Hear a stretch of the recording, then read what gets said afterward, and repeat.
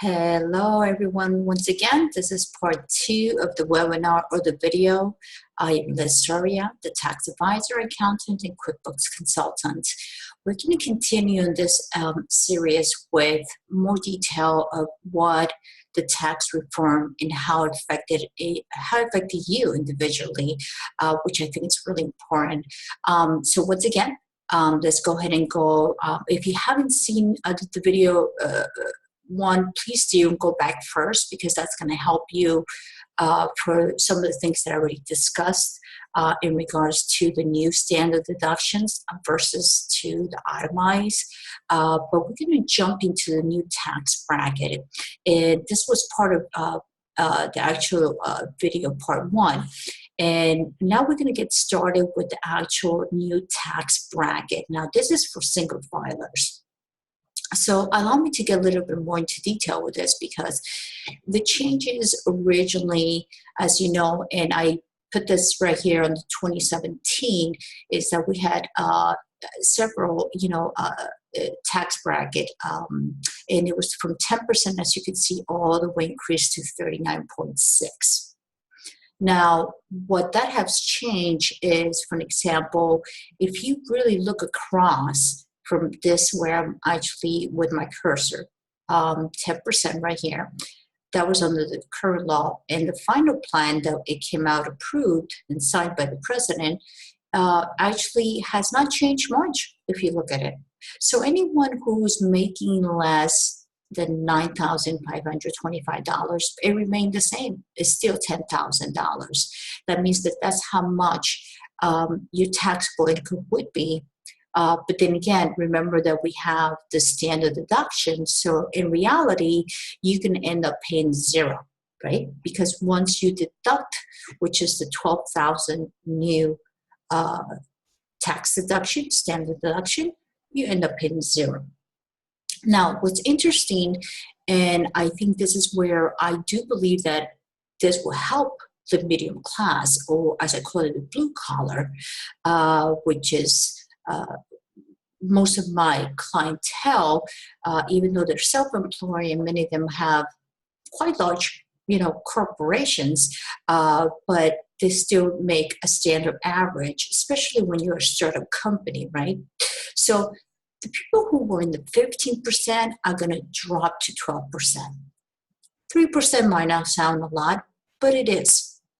For especially someone who hopefully have plans to reinvest that extra cash now. And whether you put it into stocks, whether you want to invest it in any type of commodities or perhaps even gold, anything that's going to hopefully, give you a profit as an investment. That would be terrific. At least that's what I would recommend, right? Whatever you're going to save, don't look at it as, I have, fun money and I'm going to spend it. Try to reinvest it. Because we know from rule of thumb that whatever we're going to reinvest is going to be something that's going to benefit you in the future. So, but again, that doesn't mean that you're not going to go on and take a nice vacation. Why not? If you can afford it, go for it. So anyhow, people that were in the 50%, now they drop into 12%. As you can see, the maximum here has not changed much. Okay.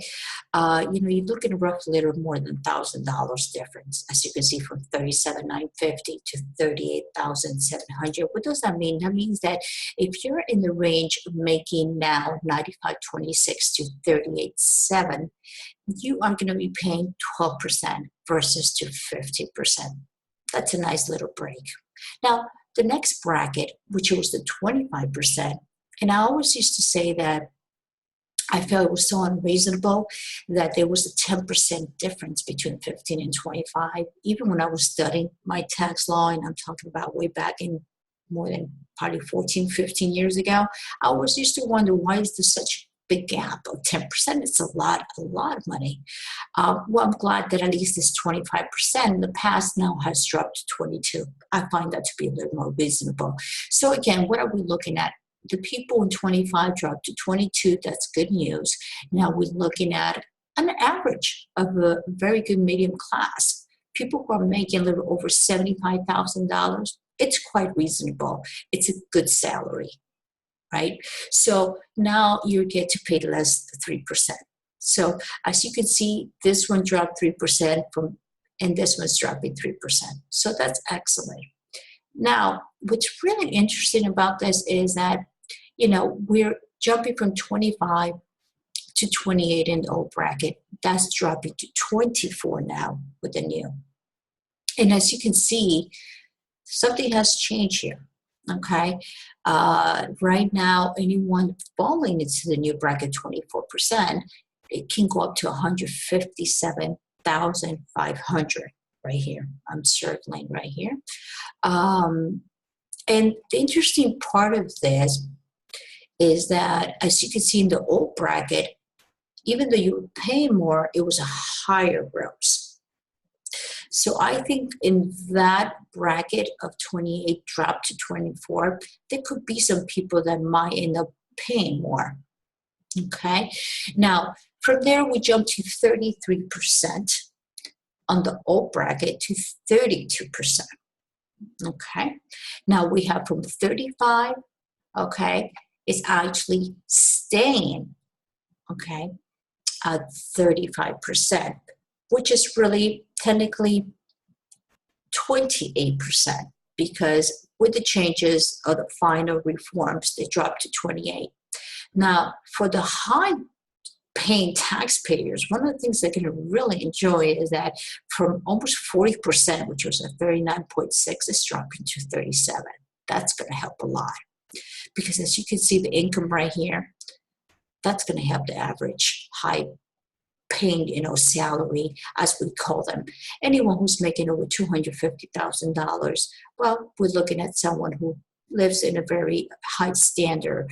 At least that's how is it known in this country.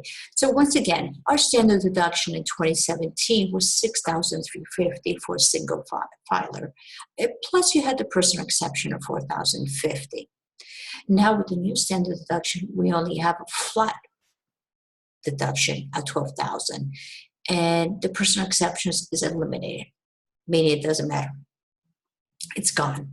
Okay, so this is for the single filers. I'm going to go for the next slide, because this one is really for the married filing jointly. And the married filing jointly, I think they're going to really benefit, with one exception that I'm going to mention a little bit later on. And that is, again, the 10% all the way to 39.6, which was the old bracket. Now we still kept the 10% to 37%. And as you can see, it does vary. It goes up to $600,000. Now, under the old standard deduction, you, as a married filing jointly, you could only deduct up to $12,700. Okay, now we're talking about people who were not itemizing. Remember that a lot of people would take advantage of itemizing, and in my standards, I think that it was worth it. Now things have changed. So it's something for you to kind of really reconsider, because right now you might just end up doing the standard deduction.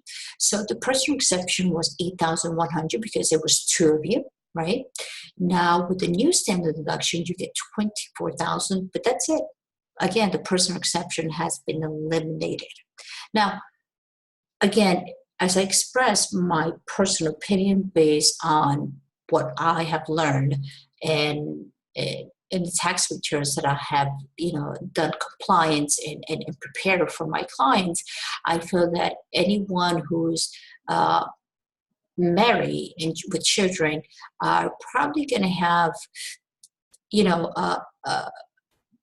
not a great benefit, because now if they do have, multiple children, they're not going to be able to take that exception.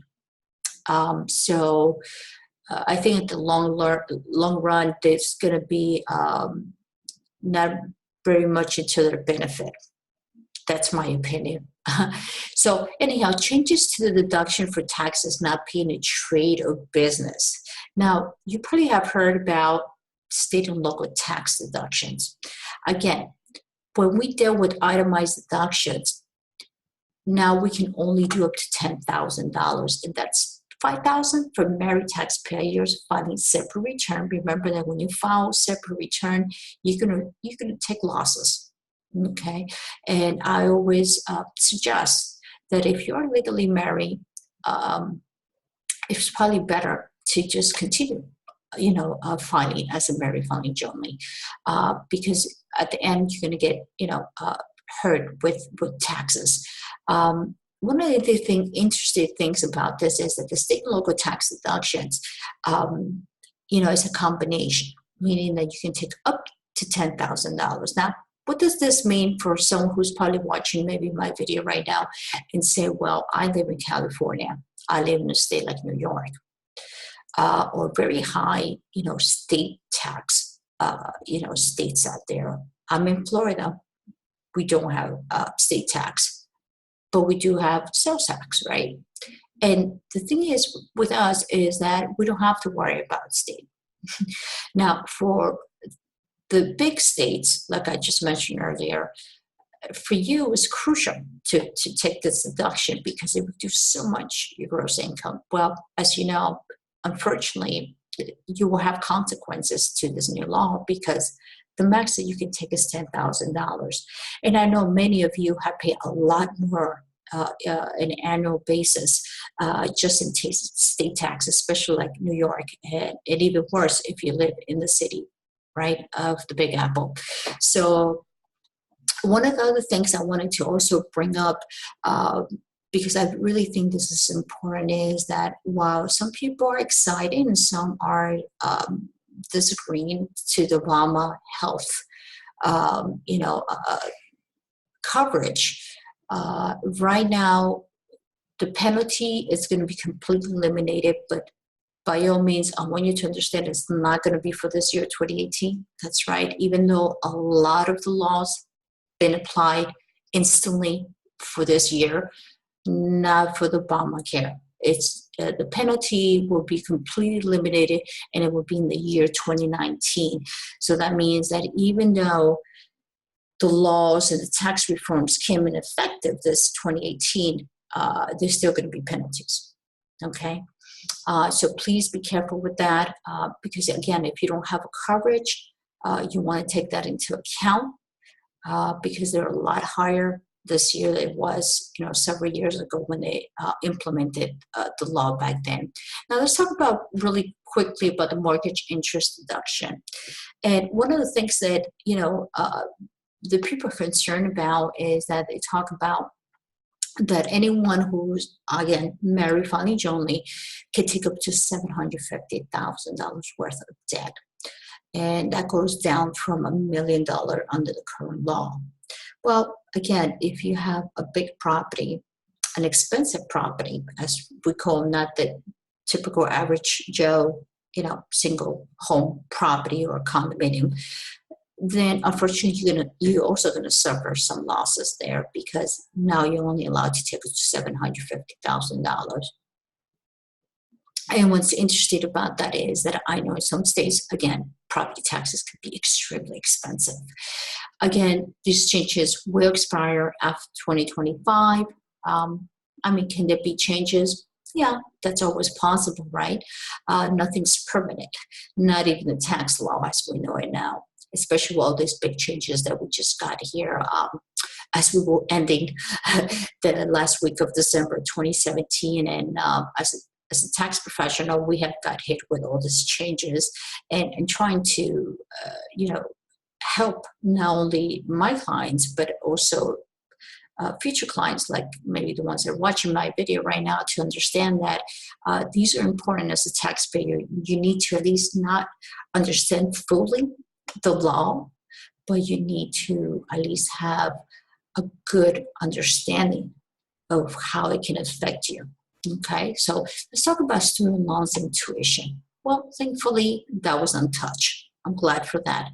The House bill would have, repealed the deduction for student loan interest expenses, and that would have been from the exclusion from gross income and wages and qualified tuition reduction. That would probably leave these breaks intact, and it did. So I'm glad for that, because I do believe that, we want to invest in our education, and the only way we can do that is by be able to deduct at least the interest that we pay for our schools. So I was glad that they kept that intact. Let's go with the child tax credit, because that has been a big thing. And again, as I mentioned earlier, because they eliminated the personal exemptions, that was a problem. So now with the child credits, if you can look at it carefully on my slide, it says from 1,000 went up to 2,000 per child under the age 17. Now, I need to emphasize age 17, and there's a little bit confusion with that. For example, as of December 31st of 2017, or whatever the year might be in the future, if your child turned 18, it is gone. In other words, you will not be able to take that deduction. If your child is still under the age of 17, then you're eligible to take that deduction. Now this allows the parents to receive up to $1,400 of refund. Okay, if the credit is larger than the federal income tax liability. Okay, what does that mean? It means, in other words, that if you have a taxable income that's larger, you still will be able to get $1,400. Before, it was like a partial refund. So a lot of parents ended up losing money because of the gross income. I like these new changes. I think they're very positive, they're effective, and I'm happy about that. Let's talk about really quick about the medical expenses.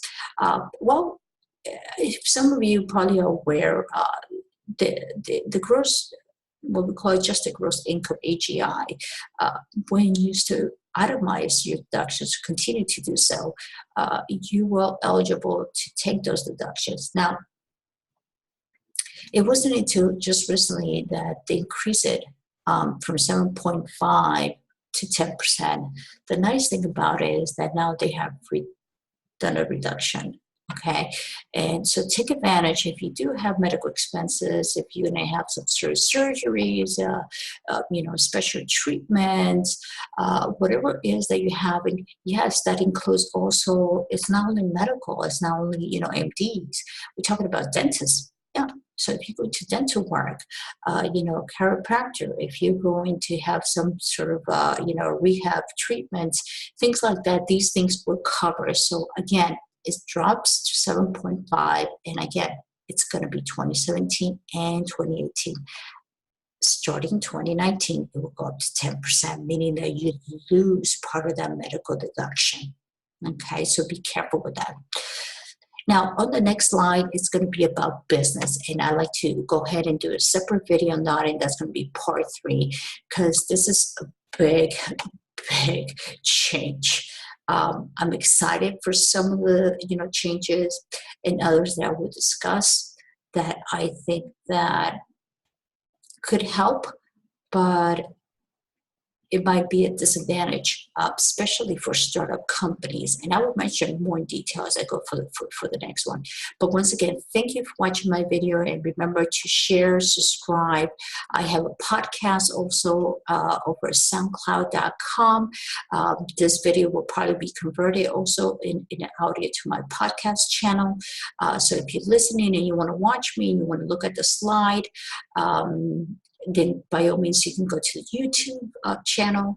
And again, feel free to subscribe and share with everyone that you know, because I think these are very, very important tax changes. And I'm trying my best here to define it in a very clear English, terminology without the whole, confusion of what regulations and codes are.